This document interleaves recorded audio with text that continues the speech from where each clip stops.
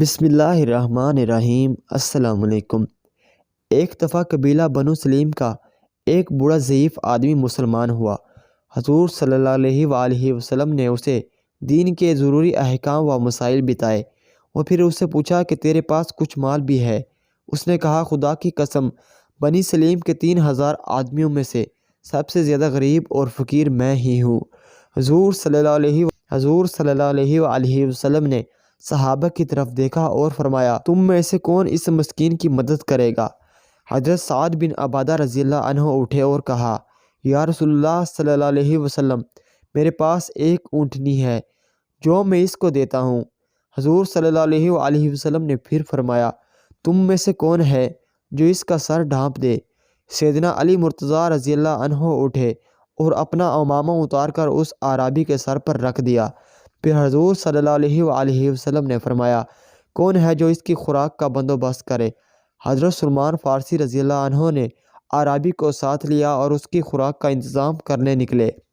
چند گھروں سے دریافت کیا لیکن وہیں سے کچھ نہ ملا۔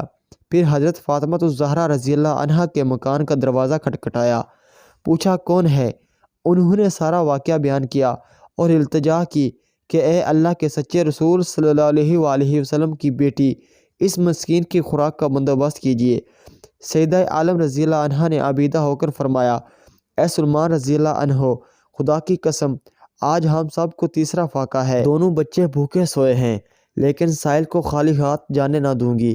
جاؤ، یہ میری چادر شامعون یہودی کے پاس لے جاؤ اور کہو فاطمہ بنت محمد صلی اللہ علیہ وآلہ وسلم کی یہ چادر رکھ لو اور راس غریب انسان کو تھوڑی سی جنس دے دو۔ سلمان رضی اللہ عنہ عرابی کو ساتھ لے کر یہودی کے پاس پہنچے، اس سے تمام کیفیت بیان کی۔ وہ حیران رہ گیا اور پھر پکار اٹھا، اے سلمان، خدا کی قسم، یہ وہی لوگ ہیں جن کی خبر تورات میں دی گئی ہے۔ گواہ رہنا کہ میں فاطمہ رضی اللہ عنہا کے باپ صلی اللہ علیہ وآلہ وسلم پر ایمان لایا۔